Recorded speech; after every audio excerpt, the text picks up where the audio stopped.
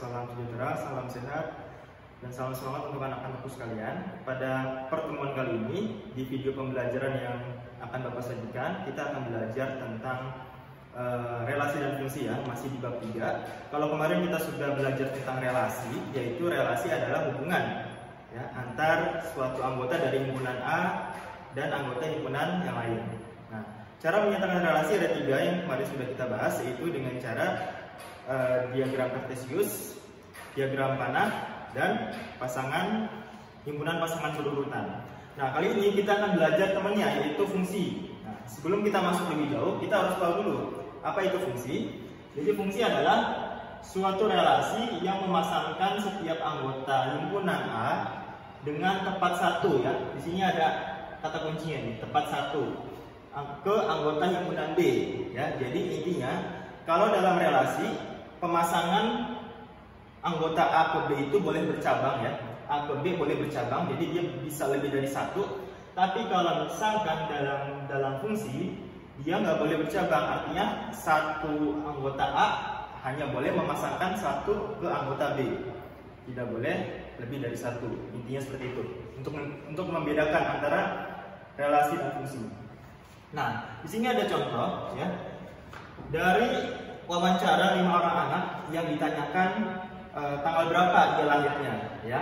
Di sini ada data ya bahwa Nina lahir tanggal 26 Desember, Dini tanggal 22 Januari, Dudi tanggal 30 November, Erwin tanggal 26 Desember, dan Anita tanggal 10 Juli. Nah, dari data mentah ini kita disuruh atau diperintahkan untuk merubahnya ke dalam diagram panah ya, dengan mengaplikasikan materi fungsi ya, yaitu fungsi dari A ke B. Jadi anggap saja nama anak-anak di sini sebagai anggota himpunan A dan tanggal lahir di sini adalah anggota himpunan B. Sekarang kita tinggal memasangkan saja. Nina tanggal berapa lahir di sini? Di data dia lahir tanggal 26. Berarti kita tinggal tarik garis ya. Nina tanggal 26. Kemudian Dini tanggal 22.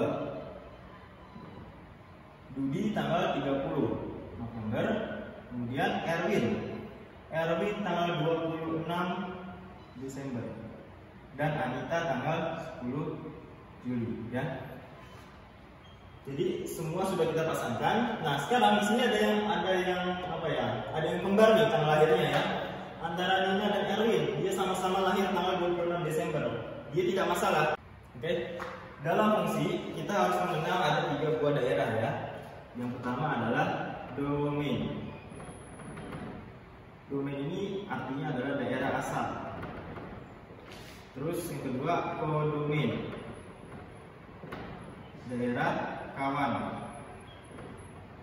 Nah, kalau range adalah daerah hasil. Nah, di sini ada perbedaan ya kalau dalam diagram panah. Bagaimana cara membedakan antara relasi dan fungsi? Kalau relasi di sini ya di daerah asal ya, ini daerah asal, ini daerah kawan. Kalau daerah range adalah hasil pemasangan, ya bedanya itu. Semua yang ada di A ya itu daerah asal, yang ada di B di sini daerah kawan. Kalau himpunannya dari A ke B. Kalau himpunannya dari A ke B, berarti A-nya sebagai daerah asal, B-nya sebagai daerah kawan.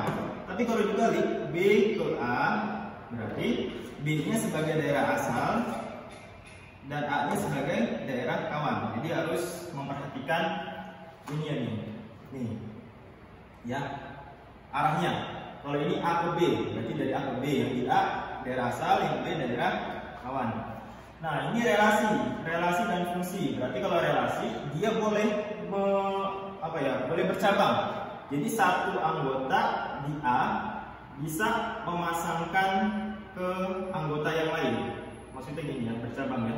Dia 10 Juli dan 30 November. Tapi nggak mungkin ya kalau orang lahirnya double. Nah, tapi kalau di fungsi ya, kalau pada fungsi dia tidak boleh bercabang. Kalau relasi boleh ya. Jadi kalau misalkan dia bentuknya seperti ini, Nina dan Erwin memasangkan sama-sama di 26 Desember, dia masih dikatakan fungsi karena daerah asalnya tidak bercabang. Tapi kalau memasangkan ke daerah kawannya, dia boleh bercabang. Jadi masih bisa dikatakan fungsi. Ya, jadi intinya kita melihat daerah asalnya apakah dia bercabang atau tidak. Kalau dia bercabang, ya bercabang lebih dari satu, berarti dia disebut relasi. Tapi kalau dia tidak bercabang, ya artinya dia memetakan satu anggota ke satu anggota yang lain, berarti bisa dikatakan fungsi. Ya seperti itu. Ya baik anak-anak, kita lanjut lagi ke contoh soal berikutnya ya. Nah ini masih berkaitan dengan fungsi. Nah, sekarang fungsi yang ada dalam contoh soal ini mempunyai kategori. Ya, kategorinya adalah nilai himpunan A 3 kalinya dari himpunan B. Ya, jadi himpunan A 3 kalinya dari himpunan B. Jadi harus dikalikan dulu, dikalikan 3. Gimana caranya? Kita harus tahu ini pembacaan fungsinya. Ya, fungsi x itu kita misalkan saja anggota yang ada di A. X itu anggota yang ada di A. Kemudian karena di sini kategorinya dikalikan 3, ya, dikalikan 3 berarti semua yang ada di anggota A kita kalikan 3. Apakah hasilnya ada di anggota B? Ya. Sekarang kita cari ya. Yang pertama, f x-nya 0, ya. 3 dikali 0 sama dengan 0. Berarti anggota dari A yaitu 0, ketika dikalikan 3 kalinya, maka hasilnya 0. Ternyata 0 ada di anggota B, berarti kita pasangkan. Ya. Kemudian fungsi dari 1 ketika dikalikan 3 dikali 1 adalah 3. Ya. Ternyata daerah hasil, daerah pemetaan, daerah kawan ya, daerah kawan dari 1 adalah 3. Nah, kemudian anggotanya 2. 3 dikali 2 sama dengan 6. Berarti daerah kawan ya dari 2 adalah 6. Kemudian anggota yang ketiga, 3 dikali 3 sama dengan 9. Maka anggota dari 3 daerah kawannya adalah 9. Nah ini disebutkan sebagai fungsi karena semua anggota ya, semua anggota dari A ya, karena di sini mintanya himpunan A ke himpunan B, berarti kita melihatnya dari anggota A-nya. Anggota A semuanya terpasang ya, terpasangkan tepat 1. Tepat 1 artinya dia tidak bercabang. Anggota A terpasangkan tepat 1 ke anggota B. Walaupun di anggota B ya 10-nya ini tidak ada temannya, tidak ada pasangannya, tidak apa-apa. Kita patokannya ada di daerah asal. Daerah asal ya, himpunan A ke himpunan B. Berarti daerah asalnya ada di himpunan A. Daerah himpunan B sebagai daerah kawan. Kalau dibalik himpunan B ke himpunan A, berarti himpunan B-nya sebagai daerah asal, A-nya sebagai daerah kawan ya. Jadi perhatikan betul urutannya. Urutannya dari A ke B dulu atau B ke A, gitu ya. Nah, cara proses pencariannya seperti ini. Tergantung kategorinya, dia mintanya apa. Kalau di sini nilai A 3 kalinya ya.